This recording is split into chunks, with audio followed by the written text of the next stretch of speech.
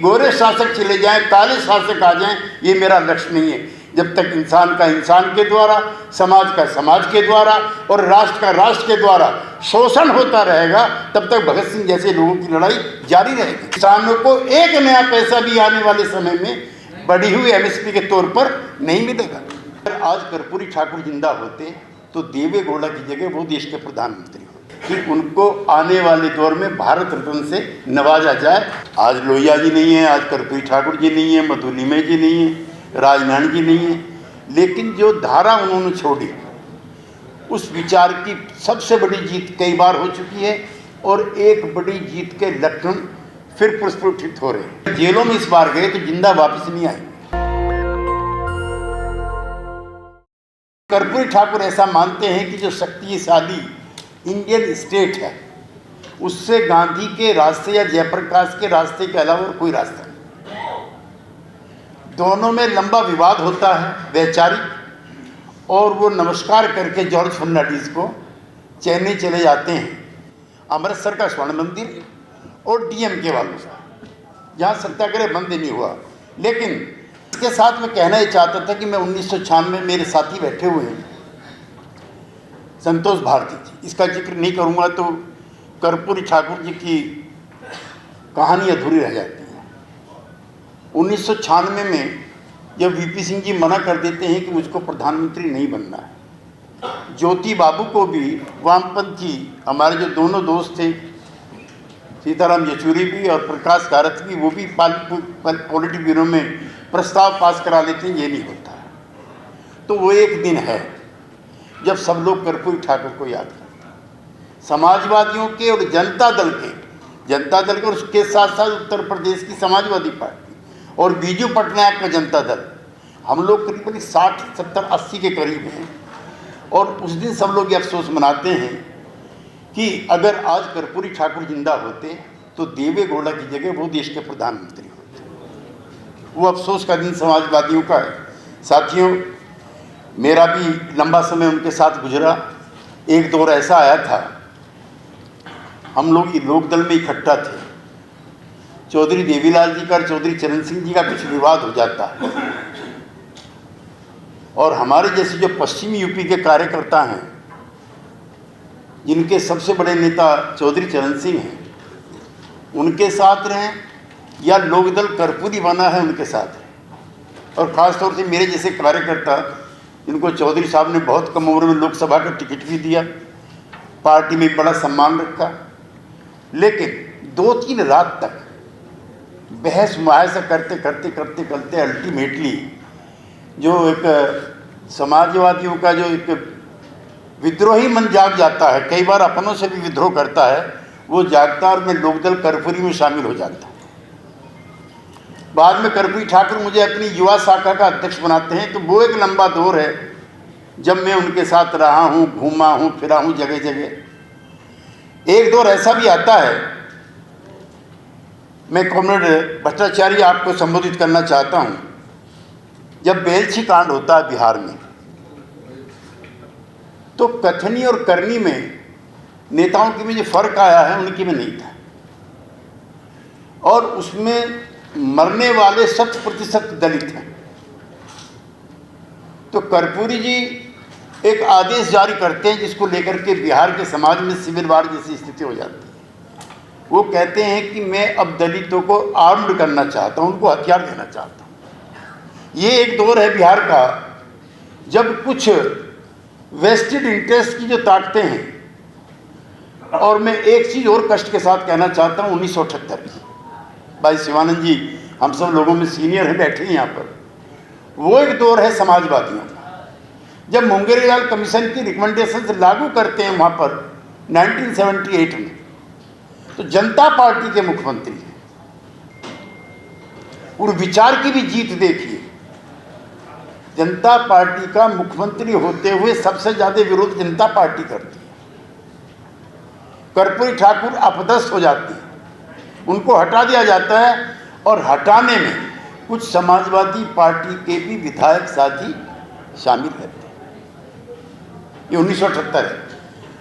उस समय कर्पूरी जी ने जो काम किया था, 24 तारीख 25 तारीख आएगी जनवरी की, और हम लोग शायद पटना में होंगे। एक भी पॉलिटिकल पार्टी नहीं है, एक भी, जनसंघ से लेकर के सीपीआई एमएल तक, कॉमरेड भट्टाचार्य पार्टी तक, जो कर्पूरी ठाकुर जयंती ना मनाती।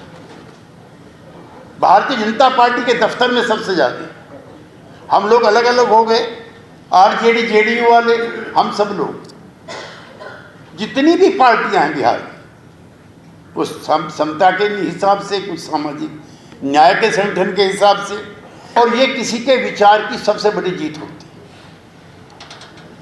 आज लोहिया जी नहीं है, आज कर्पूरी ठाकुर जी नहीं है, मधु लिमय जी नहीं है, राजनारायण जी नहीं है, लेकिन जो धारा उन्होंने छोड़ी, उस विचार की सबसे बड़ी जीत कई बार हो चुकी है, और एक बड़ी जीत के लक्षण फिर प्रस्फुटित हो रहे हैं। मैं इस अवसर पे ये भी कॉमरेड भट्टाचार्य आपसे कहना चाहता हूँ, आप मुंबई से आ रहे हैं, फिर एक बार विकल्प की बात चली है जो बहुत अच्छी है, चूँकि अब आप लोगों की एकता के अलावा इस फासिज्म को रोकने का और कोई रास्ता नहीं। लेकिन इसमें मैं चाहता हूं कि जो वैचारिक विकल्प है उसकी आधारशिला समाजवादी और साम्यवादी मिलकर के तैयार करें।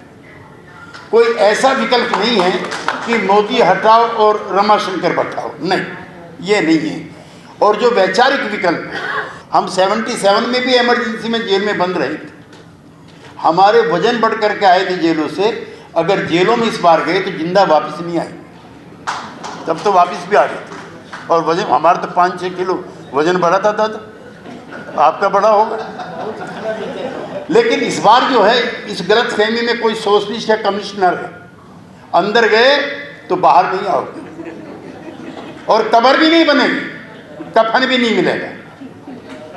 याद रखना, आज़ादी के आंदोलन में हुआ था, कफन भी जिनको मिला नहीं है, मजार जिनके बने नहीं हैं, सलाम सो सो उन्हें हमारा, सलाम सो सो उन्हें हमारा, ऐसा दौर है। तो एक वैचारिक मैं चाहता हूं प्रतिबद्धता इस इंडिया के पीछे बैकग्राउंड में काम करे, जिसका काम साम्यवादियों को और समाजवादियों को मिलकर करना है। और इसकी आधारशिला कभी समाजवादियों के वैचारिक गुरु श्री स्वर्गीय मधु लिमय जी ने रखी थी। वो बराबर कहते थे, उन्होंने किताबें भी लिखी और उन्होंने सब लोगों से कहा, उनके रहते ये काम होता भी था।